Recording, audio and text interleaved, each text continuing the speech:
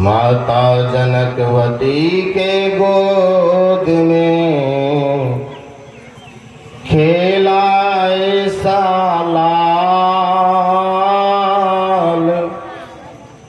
इनकी अमृतवाणी सुनकर दुनिया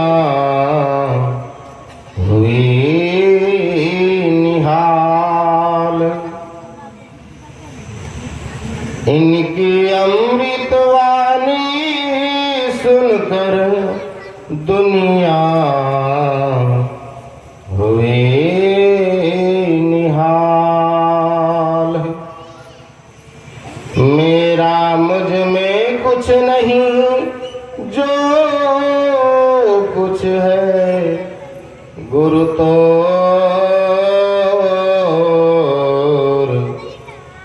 तेरा तुझको सौंपता, क्या लागत है मोर।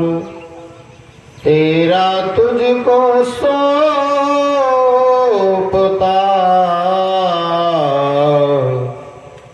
क्या लागत है मोर।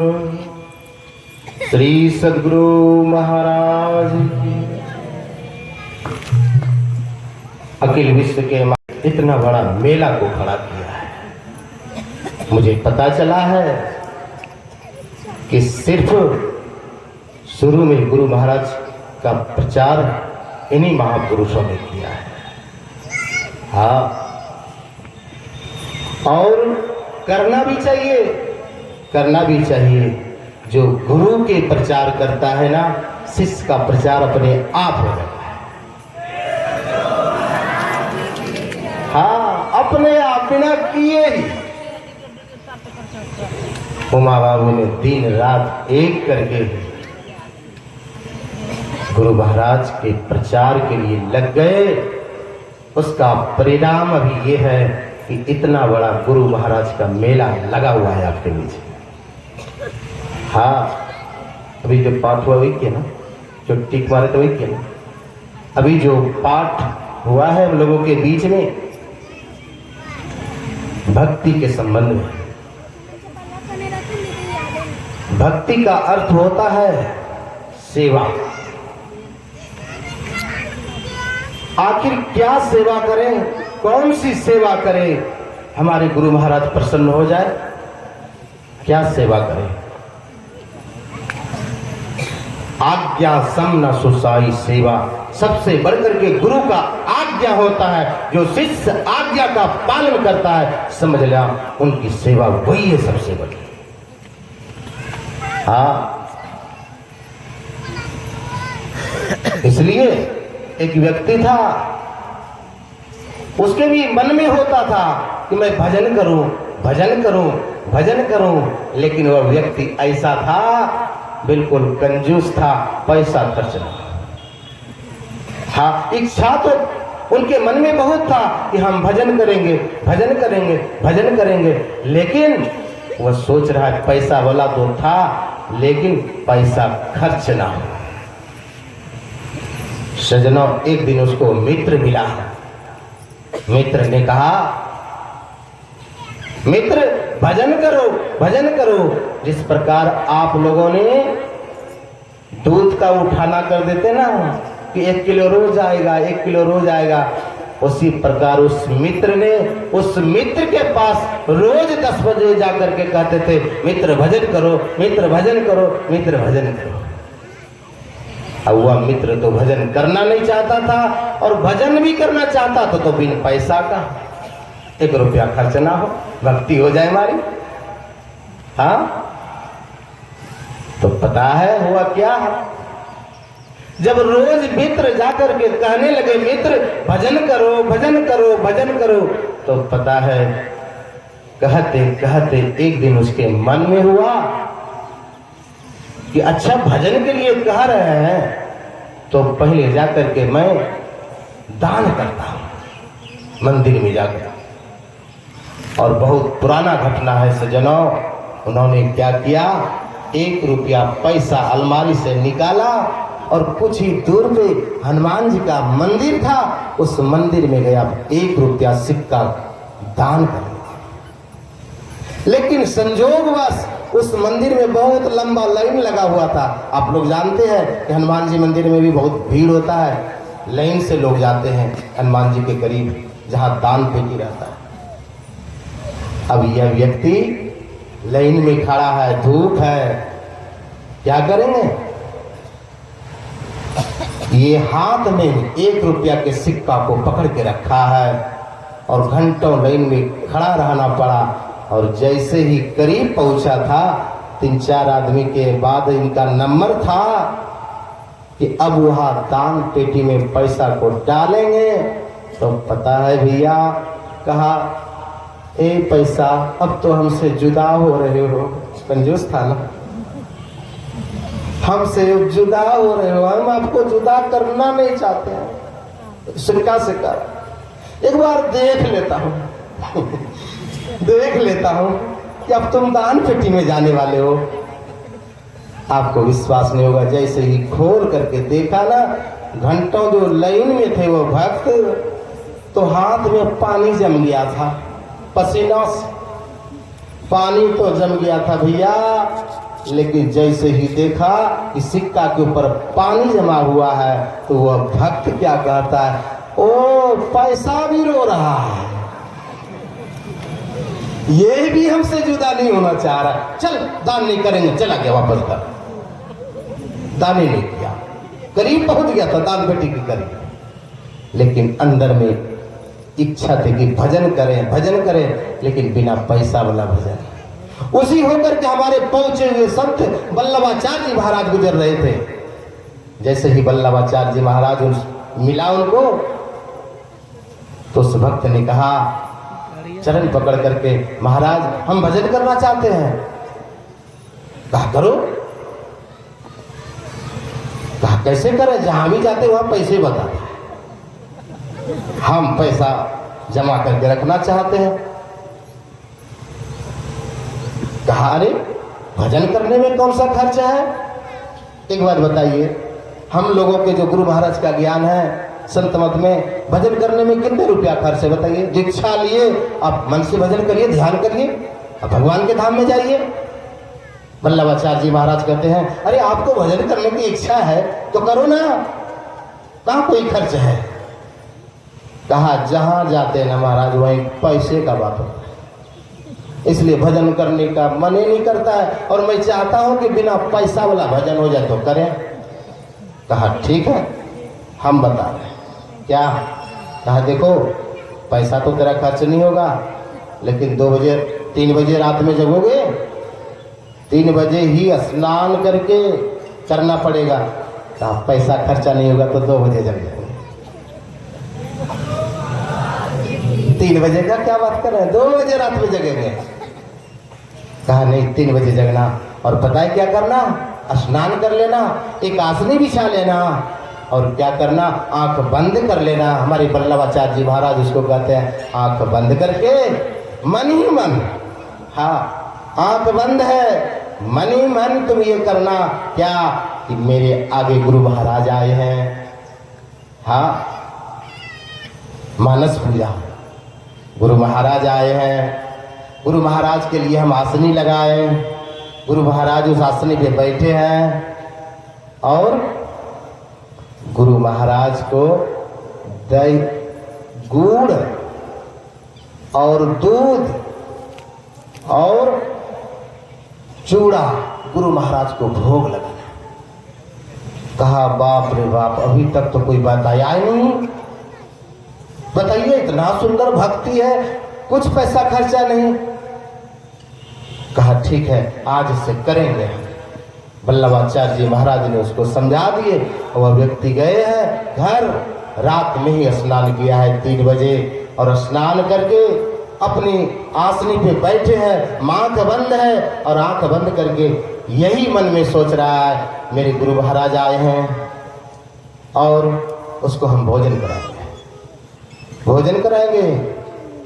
तो उसके मन में हो रहा है क्या खिलाएं, दूध चूड़ा शक्कर के जगह पे चीनी खिलाए गुरु महाराज।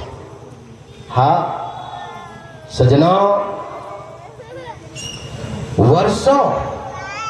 वर्षों ये काम करने लगा वह भक्त। और एक दिन क्या हुआ,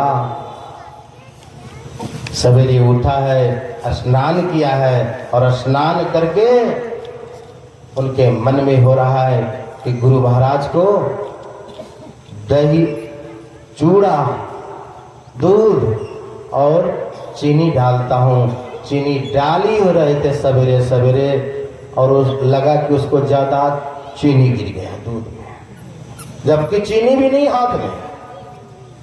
हाँ, मन ही मन गुरु महाराज को बैठाए हैं और कटोरी में चावल दिए हैं, दूध दिए हैं, और ऐसे हाथ उठ गया है उनका कि गुरु महाराज को चीनी डाल रहे हैं। और डाल तो रहे थे, लेकिन लगा कि चीनी ज़्यादा गिर गया है।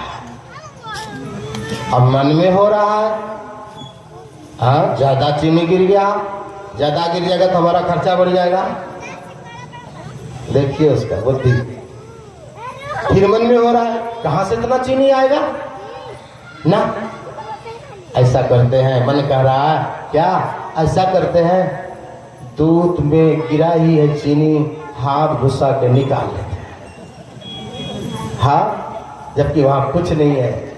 और जैसे ही हाथ उठाते हैं कि दूध से चीनी निकाल लें, वैसे ही भगवान प्रकट हो गए। कहा, भक्त तेरा पैसा खर्च नहीं हुआ है ना, क्यों परेशान है।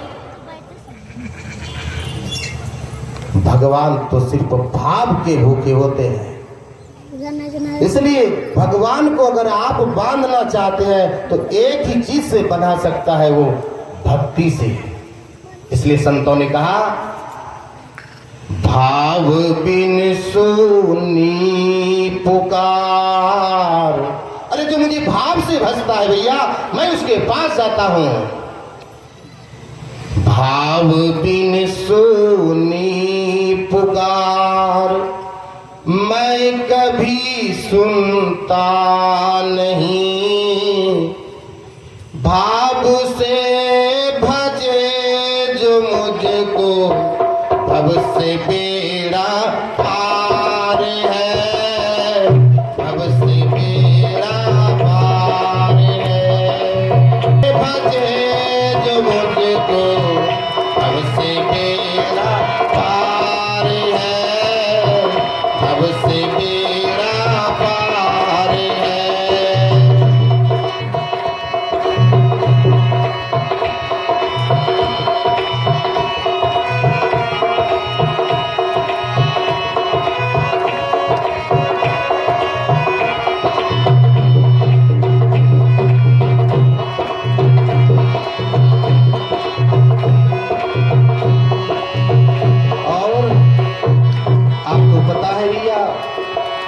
भागवत में प्रसंग आता है, हाथी गया था कीचड़ में स्नान करने के लिए तालाब में, और पता है हाथी को मगरमच्छ ने पकड़ लिया।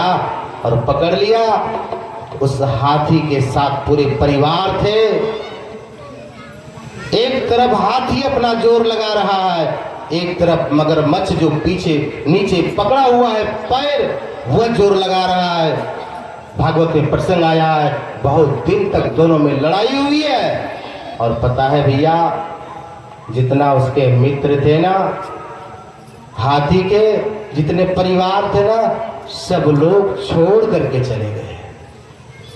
अब सिर्फ वहां कौन है, मगरमच्छ है और हाथी है। इससे क्या शिक्षा मिलती है, इससे शिक्षा यह मिलती है भैया, जब आप भी विपत्ति के समय में आपको पता है कोई साथ नहीं देता है, नहीं बेटा नहीं बेटी नहीं समाज, उस समय साथ अगर कोई देने वाला है तो वो है गुरु महाराज। हाथी मगरमच्छ से लड़े, परिवार के लोग चले गए छोड़ करके, बेचारे अकेले हाथी कीचड़ में है, और मगरमच्छ एक तरफ खींच रहा है और हाथी एक तरफ खींच रहा है। हाँ, दोनों तरफ खींचा तानी चल रहा है। एक बात बोले भैया, पिताजी का अगर तबीयत खराब होता है ना, तो बेटा लेकर के हॉस्पिटल जाता है और पता है जो उनके साथ में पूरे परिवार जाता है, उनके सारे समाज के लोग आते हैं। तो पता है हॉस्पिटल में कितने देर भीड़ रहती है, घंटा 2 घंटा, ज़्यादा देर नहीं। और सब लोग मोबाइल नंबर दे देता है, मतलब जो होगा ना फोन कर देना, जलाने के लिए आता है। हाँ, कोई नहीं साथ जाता है। वहां भी क्या हुआ है कि हाथी के जितने परिवार थे सब लोगों ने छोड़ करके चले गए। बेचारे हाथी वहां कीचड़ में पड़े हैं, पानी में। पता है जब सब लोग छोड़ दिए ना, तब हाथी सोचा अब मैं मर जाऊंगा। उसी कीचड़ में कमल का फूल था, सूर से कमल के फूल को तोड़ा है और तोड़ करके क्या कह रहे हैं, हे भगवान श्री कृष्ण, ये मैं आपको अंतिम अवस्था में आपके चरणों में चढ़ा। हाँ, जैसे ही कहा कि हे प्रभु मैं आपको अंतिम अवस्था में ये फूल आपके चरणों में चढ़ा रहा हूं,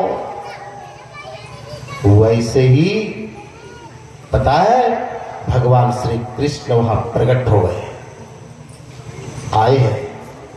संतों ने कहा कि भाव से एक फूल देवे वो मुझे स्वीकार है, वो मुझे स्वीकार है। भाव से एक फूल देवे वो मुझे स्वीकार है, वो मुझे स्वीकार है। भाव बिन सूदी पुकार मैं कभी सुनता नहीं, मैं कभी सुनता नहीं। भाव बिन सूदी पुकार मैं कभी सुनता नहीं, मैं कभी सुनता नहीं। सजना, आप गुरु महाराज के दरबार में 5 किलो अगर लड्डू भी चढ़ाएंगे ना, और आपका मन नहीं चढ़ाए ना, अगर आपने भाव से फूल ही तोड़ करके गुरुदेव भगवान के चरणों में रख देना, गुरु महाराज खुश हो जाएंगे।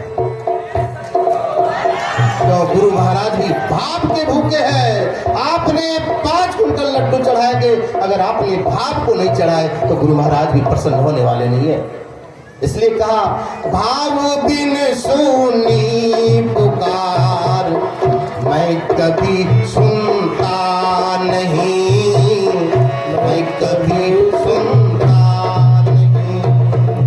भाव बिन पुकार मैं कभी सुनता नहीं, मैं कभी सुनता नहीं।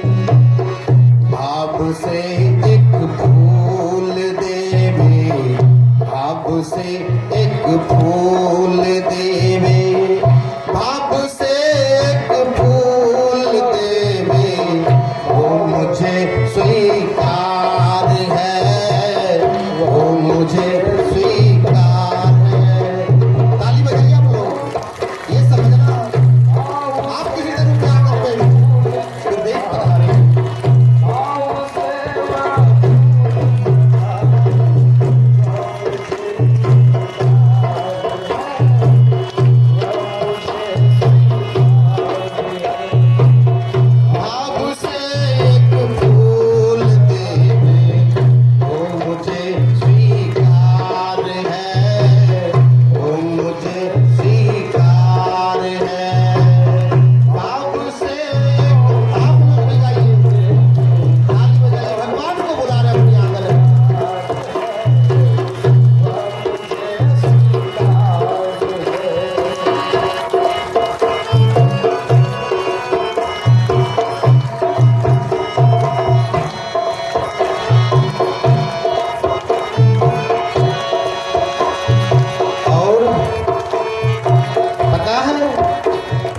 जैसे ही हाथी ने सूर से कमल के फूल को तोड़ करके चढ़ाया है, कहा हे भगवान अब मैं मरने जा रहा हूं, अंतिम अवस्था में मैं आपको एक फूल चढ़ा रहा हूं।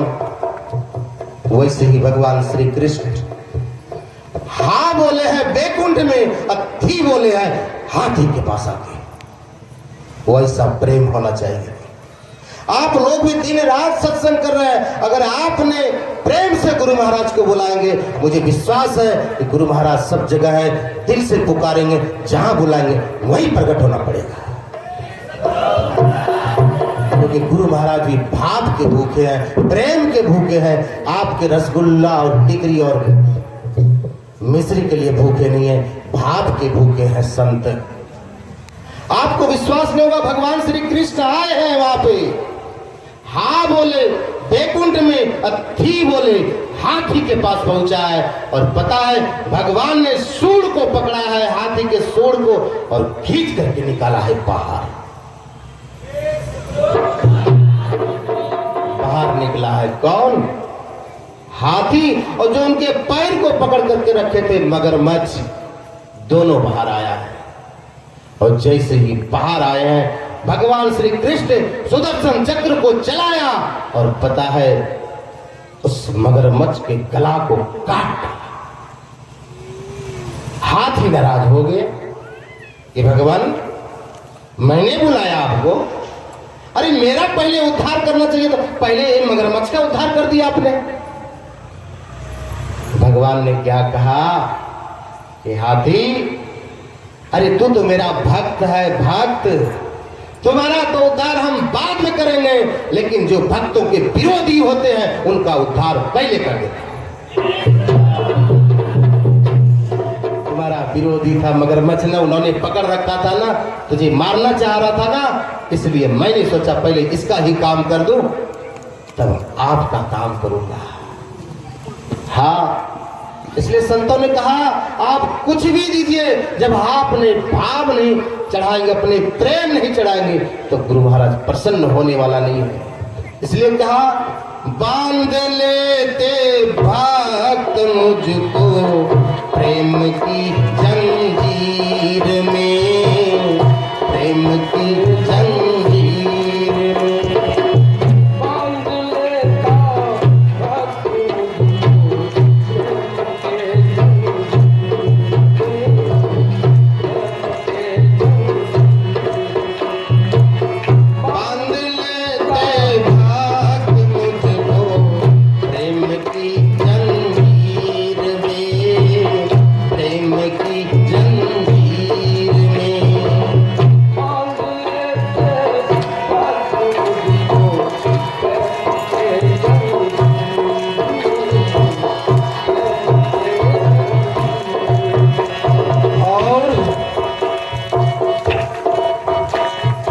इसीलिए इस भारत देश में,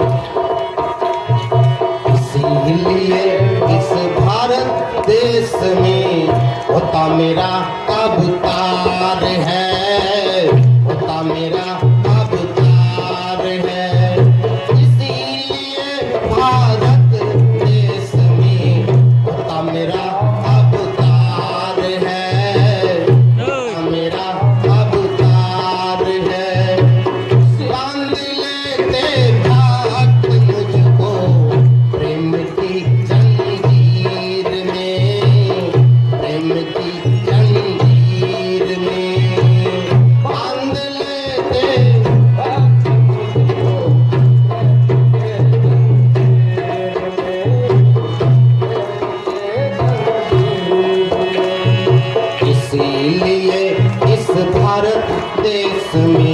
इसीलिए इस भारत देश में होता मेरा अवतार है, होता मेरा अवतार है। इसीलिए भारत देश में होता मेरा अवतार है, होता मेरा अवतार है। भाग दिल का बांध लेता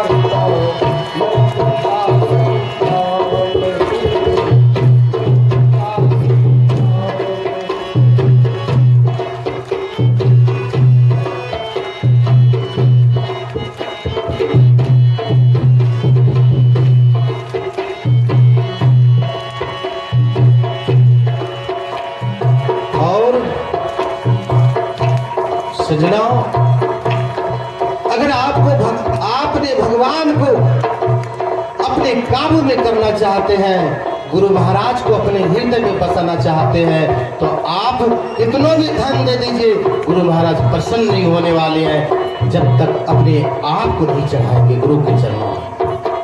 अपना भाव चढ़ा देना गुरु के चरणों में, गुरु प्रसन्न हो जाएंगे।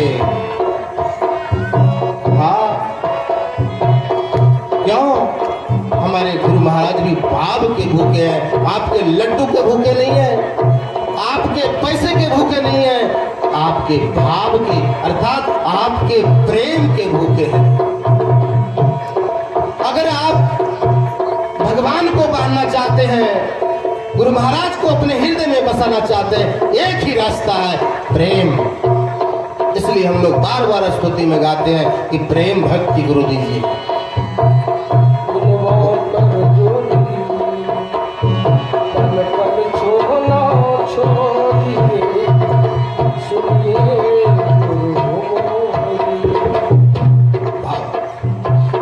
बांध लेते भक्त मुझको प्रेम की जंजीर में, प्रेम की जंजीर में। बांध लेते भक्त मुझको प्रेम की जंजीर में, प्रेम की। इसलिए हम भारत देश में, इसीलिए इस भारत देश में पता मेरा अवतार है, पता मेरा अवतार है। इसलिए भारत देश में, इसलिए भारत देश में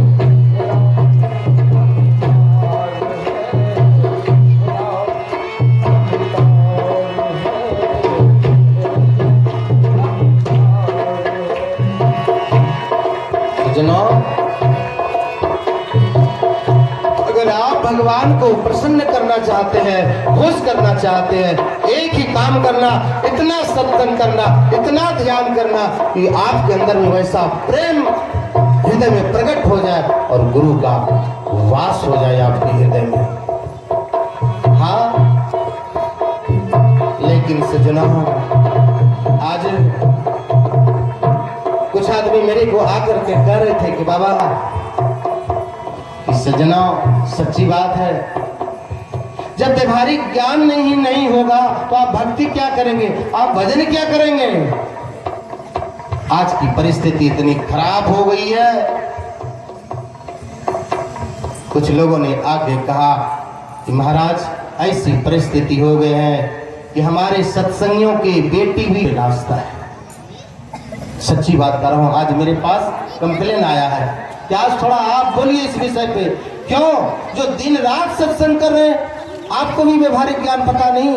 पहले हमारे बहू बेटी घर से नहीं निकलती थी, लेकिन मुझे सुनने के लिए मिल रहा है कि सत्संगी की बेटी भी डीजे के साथ रोड पे नाच रहा है। कहाँ गया आपका भारतीय संस्कृति? कहाँ गया? क्यों ऐसा कर रहा है? उन पिता से भी मैं कहना चाहता हूं, उस माँ से भी कहना चाहता हूं, क्यों आपकी बेटी रोड पे जाके नाच रही भाई? क्यों? एक दिन ऐसा होगा, एक दिन ऐसा होगा कि उस पिता और माँ को माथा झुकाना पड़ेगा। नहीं तो अपने बच्चे को संभाल लीजिए, आपके पास समय है, रोज नियमित रूप से सत्संग ध्यान कर रहे हैं, लेकिन व्यवहारिक ज्ञान है ही नहीं। क्यों? और उन बेटियों से भी कहना चाहता हूं, ये सब गलत नियम को छोड़ो और गुरु महाराज के शरण में आ जा, जहां पे उद्धार होने का आपका तरीका, आपका नियम यहां पे है। रोज नियमित रूप से सत्संग पूजा कर रहे हैं, लेकिन अपने घर के बच्चे को नहीं संभाल पा रहे। अरे जिन्होंने गुरु महाराज के ज्ञान को नहीं जाना है, चलो वो नाच रहा है तो नाचने दो, लेकिन आपकी बेटी क्यों ऐसा कर रहे हैं भैया? क्यों? इसलिए आप सब से मेरा निवेदन है, कल कुछ हो जाएगा क्या आपका प्रतिष्ठा नहीं जाएगा? आपकी बेटी अगर किसी लड़का के साथ चला गया, भग गया, बहुत ऐसा सुनने मिल रहा है, सत्संगियों के घर में हो रहा है। इसलिए उस माता और पिता से निवेदन है कि अपने बेटी के ऊपर शासन रखना। उन बेटियों से भी कहना है कि अपने पिता और माता के नाक को मत कटवाना, बचा के रखना। एक बात बोलो, बेटी जो है ना, बेटी और बहू क्या है? हीरा है, हीरा। हाँ, हीरा को कहाँ रखता है लोग? घर में लगता है छुपा करके अलमारी में। और बेटा जो है ना, बेटा साग है, साग। अरे बेटा बेटा तो बाहर में भी सो लेगा बरंडा पे, लेकिन बेटी और बहू को लोग घर में रखता है कि अंदर में सोएगा, इज्जत बचा हुआ रहेगा। और आपकी बेटी खुले आम रोड पे जा रहे हैं नाचने के लिए, क्या कर रहे हैं आप? इसलिए आज ही आप लोगों ने यहाँ पर शपथ खाइए कि आज से ये काम नहीं होना चाहिए। क्यों? और किसी का बेटी नाचे तो नाचे, हम लोग जब ऐसे गुरु महाराज के शरण में आए हैं, लेकिन आपका शिकायत मेरे पास आया है, मुझे बड़ा दुख हुआ इस बात को। हाँ, इसलिए सभी बेटियों से भी निवेदन है, सभी बहुओं से निवेदन है, और उनके माता और पिता से भी निवेदन है। मैं विनती कर रहा हूँ कि आप हीरा को छिपा के रखना, अपने घर में रखना, उस हीरा को बाहर मत फेंक देना, बाहर मत फेंक देना। इसलिए सभी से मेरा निवेदन है कि आप लोग जहां पर भी सत्संग हो, जहां पर भी गुरु महाराज का चर्चा हो, पूरी फैमिली के साथ आना, पूरे बच्चों के साथ आना, ताकि यह ज्ञान महर्षि में ही, गुरुकुल में ही मिलता है और अन्य जगह नहीं मिलता है। यही कॉलेज है, बेटा को पढ़ा लिखा करके एसपी डीएसपी बना सकते हैं, लेकिन अगर गुरु महाराज के ज्ञान को नहीं सुनाया ना, तो बड़े बड़े पद पे जो बेटा है ना, बाप को एक रोटी से भी ठुकराएगा। हाँ, अगर आप चाहते हैं कि मेरा बेटा बुढ़ापे में 2 रोटी दे, सेवा करे, एक ही काम करना कि गुरु महाराज के चरणों में अपने बेटा, अपने बेटी, अपने बहू को समर्पित कर देना, दीक्षा दिला देना। एक ही रास्ता है आपके पास, नहीं तो हम लोग घूमते रहते हैं भैया। सत्संगियों के घर में भी लड़ाई होती है। क्यों? सत्संग के अभाव में बेटा बहू को सत्संग नहीं सुनाया, इसलिए बेटा ने बाप को मान ही नहीं रहा है। आपको सच्ची बात कर रहा हूं, मैं सत्संग करने गया था अररिया जिला, और जिस घर में रुका था ना, सच्ची घटना कर रहा हूं, मेरे साथ घटा है। जिस घर में मैं रुका था, और वहां होता क्या है, मैंने देखा कि बूढ़ी मैया ही हम लोगों के लिए भोजन बना रही थी। मैंने पूछा, मैया क्या आपको बेटा नहीं है क्या? बड़े प्रतिष्ठित सत्संगी, माइक में उसका नाम हो रहा है, अनाउंस हो रहा है, आगे बैठ रहा महात्मा के आगे। मैंने पूछा, मैया ये बताओ कि आपको बेटा नहीं है, आप भोजन बना रहे हैं हम लोगों के लिए? पता है उस बूढ़ी मैया ने क्या कहा कि बाबा, लोग बेटा के लिए मरता है, लेकिन मेरा बेटा ऐसा है ना, जिधर से आता है 10 गाली देता है। सोचिए, सत्संगी है क्या? आज बेटा गाली दे रहे हैं उसको, कह रहा है जिधर से आता है लात जूता से बात करता है, बाबा 10 गाली देता है। अब प्रतिष्ठित सत्संगी, माइक में उसका अनाउंस में नाम हो रहा है, फलाने बाबू, फलाने बाबू। उस बाबू का बुरा हाल घर पे। हाँ, ये क्या कारण है? एक ही कारण है कि पेट में जब बच्चा है ना, जिस माँ के पेट में बच्चा रहे, उस माँ को गुरु महाराज का भजन पढ़ना चाहिए, गुरु महाराज के प्रवचन को पढ़ना चाहिए, और मौका मिले तो टीवी खोल करके गुरु महाराज के प्रवचन को सुनना चाहिए। संत महापुरुष अभी लाइव चलता है सब जगह का सत्संग, लेकिन वो नहीं सुनेंगे। हमारी माँ और बहनें मोबाइल खोलेंगे और देखेंगे फिल्म। इसलिए आपका बेटा जो पैदा हो रहा है ना, फिल्म दुनिया में जा रहा है, ये सत्संग में आना नहीं चाह रहा है। क्यों? बच्चा पेट में, आपने फिल्म देखा है। हाँ, अगर आप चाहते हैं मेरा बेटा एक बात पे सत्संग में आ जाए, आज से काम चालू कर देना, जिस माँ के पेट में बच्चा, काम चालू कर देना। मैं विश्वास के साथ कहता हूं, अरे गुरु प्रहलाद कैसे प्रकट हुए, माँ के पेट से कैसे बड़े हुए, कैसे भगवान को प्राप्त किए? एक ही कारण था, ध्रुव प्रहलाद भी जिस समय माँ के पेट में रहते थे ना, उसकी माँ बहुत सत्संग की है। इतिहास को देखिए, शास्त्र गवाही है आपके सामने। आज आपका बेटा सत्संग में नहीं आना चाह रहा है। हाँ, जिस माँ के पेट में बच्चा रहा था उसको सादा भोजन करना चाहिए, लेकिन आजकल की परिस्थिति ऐसी हो गई है, पेट में है बच्चा, अब माँ कहेगा कि हम समोसा खाएंगे। सच्ची बात कह रहा हूं। अब बताइए, समोसा ही टेढ़ा है तो बेटा कैसे सीधा निकलेगा? क्यों? समोसा टेढ़ा है, क्यों खा रहे हैं भाई? पेट में बच्चा है तो सादा भोजन करिए जो साधु संत लोग खाते हैं, और आप चकाचक। हाँ, तो आपका बेटा कैसे सत्संग में आएगा? आएगा नहीं, वो जाएगा सीधा फिल्मी दुनिया में, यहाँ आ नहीं सकता है। और वही बेटा आपको बुढ़ापा में 2 रोटी नहीं देगा, आपको पीटेगा, चाहे कितने बड़े सत्संगी क्यों ना हो, उससे फर्क नहीं पड़ता है। वो भी तो बहुत बड़े सत्संगी थे, लेकिन उसका दुर्दशा क्या है? बेटा जिधर से आ रहा है 10 जूता से बात कर रहा है। हाँ, इसलिए मैंने उन माँ से कहा कि माँ, आपका बेटा कहाँ है? एक ही बेटा था। कहा बेटा, बाबा मेरा बेटा चला गया है दूध बेचने के लिए, हमसे मिलाना, हमसे मिलाना। और सच्ची घटना कह रहा हूँ, उसका बेटा जैसे ही दूध बेच करके सामने आए, संजोग देखिए उसके बेटे के घर में मेरा डेरा था। हमको तो रूम मिला था, उसी के बेटा के रूम में हम कारी भगवान, इसी के रूम में हमारा डेरा। जो अपने बाप को 10 गाली दे रहा है, लात जूता से बात कर रहा है, मैंने ही उसी समय अपने मन में ठान लिया, इसको दीक्षा दिला के छोड़ूंगा, चाहे जो हो जाए, चाहे रात में जितना मेहनत करना पड़े, इसको समझाने के लिए। मैं छोड़ने वाला व्यक्ति नहीं हूँ। क्यों? ऐसे पेशेंट को तो हम भी डॉक्टर है खोजते रहते हैं। हाँ, डॉक्टर भी खोजते रहते हैं, कौन बीमार है भाई, हम भी खोजते रहते हैं। आपको गारंटी के साथ कहता हूँ, आपका बेटा अगर आपका बात नहीं मान रहा है तो हम लोगों से मिलाना, उसको समझा करके छोड़ेंगे। हाँ, गुरु महाराज के शिष्य हो गए एक रामबालक दास जी महाराज, आप लोग जानते होंगे, रामायण के विद्वान। उनका आश्रम है पतरघट में, सहरसा जिला में। वहाँ एक बड़े सत्संगी, आपको विश्वास नहीं होगा, उसका बेटा इंजीनियरिंग कर रहा था। इंजीनियरिंग, बाप बहुत समझाए, माँ भी बहुत समझाए, लेकिन कुछ नहीं, वो दीक्षा ही नहीं लिया। मेरे से कहा कि बाबा मेरे बेटा से थोड़ा आप बात करिए, आपको विश्वास नहीं होगा, इंजीनियर वाले लड़का को मैंने कैप्चर करके गुरु महाराज का दीक्षा दिलाया।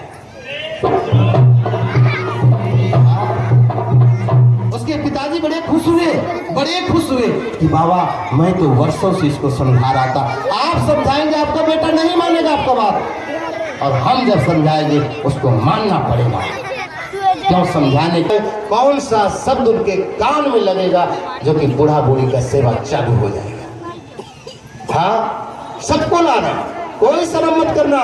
इस दरबार में आने के लिए कोई शर्म नहीं, यहाँ पे खुल करके आना।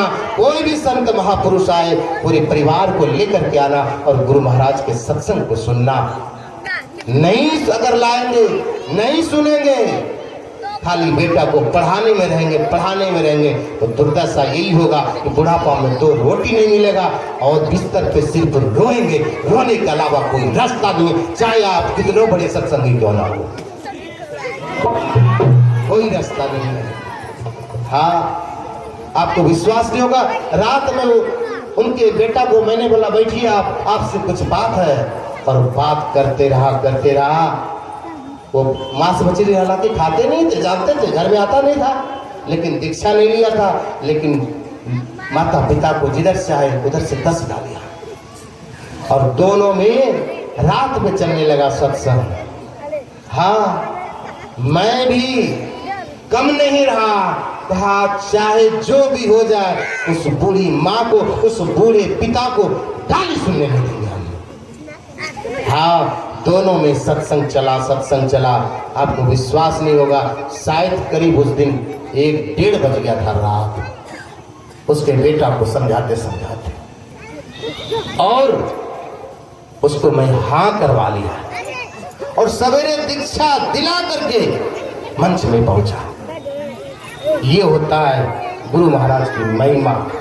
इतने खुश हुए बूढ़ी भैया, उसके पिता कि क्या बताओ, खुशी का कोई ठिकाना नहीं है कि बाबा आपको लगता है कि बहुत बड़ा काम कर दिया मेरा, अब मेरा बेटा हमको गाली नहीं देंगे, अब मेरे बेटा हमको जूता से नहीं मारेंगे, अब मेरे बेटा चप्पल से नहीं मारेंगे।